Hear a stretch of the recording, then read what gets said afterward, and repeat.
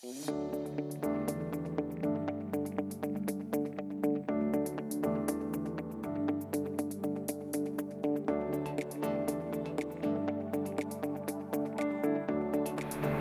a 12mm wrench, 10mm wrench. You locate the 12mm wrench on the pinion gear. Use the 10 to break the lock nut loose.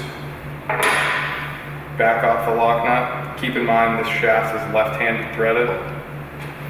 Then you, holding the rubber roller still, you can actually use the drag wheel to start to back off the pinion gear from the threads.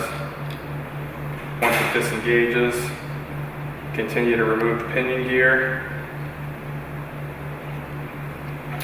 At this point, spin this shaft and ensure that nothing's bent.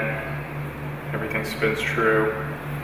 It's a good time to clean the grease, the old grease off the gears. If everything's clean, you can reinstall the pinion gear.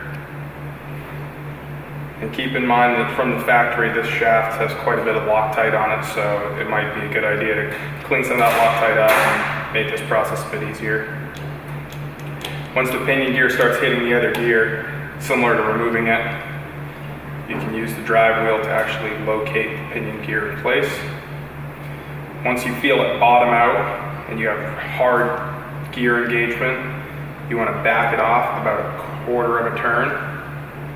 And you'll feel that you have a nice light tick between the gears. That's the perfect mesh that you're looking for. Too loose and the teeth can hop, too tight and the teeth will bind. Reinstall your lock nut. Again, place your 12mm on the bottom, 10mm up top. Cinch it down tight.